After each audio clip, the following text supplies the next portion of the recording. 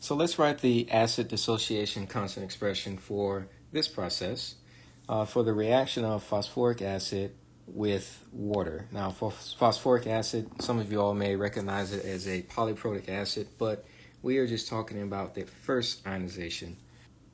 So to begin, we have to start with the balanced acid dissociation reaction equation. So what is our acid here? Well, our acid is phosphoric acid, H3PO4.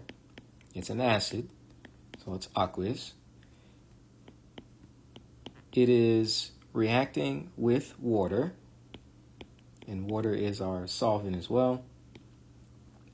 This reaction is going to go in the forward direction, and phosphoric acid is, of course, our acid. It is a weak acid, and water, which can act as both an acid and a base, is acting as a base in this instance. And as a result, we end up with hydronium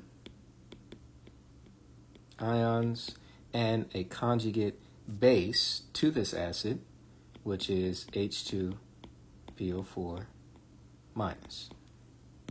Now, I also have to realize that this reaction can also go in the other direction. It is in equilibrium. Why is it in equilibrium? Well, because phosphoric acid is not a strong acid, but a weak acid. The conjugate base of this weak acid will have some affinity for hydronium, which means that this reaction can go in the opposite and does go in the opposite direction. So if I want to write the acid dissociation constant expression, I do it the same way that I did for Kc and Kw in past topics. Ka, which is the acid dissociation constant, is going to be equal to the product of the concentrations of our products. So I take the concentration of each product and multiply them together. So I have the concentration of hydronium multiplied by the concentration of the conjugate base over the concentration of our weak acid, which is phosphoric acid.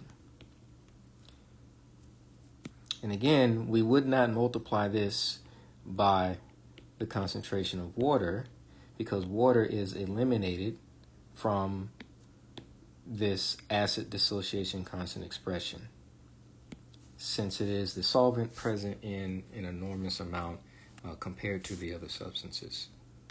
So this would be my final answer.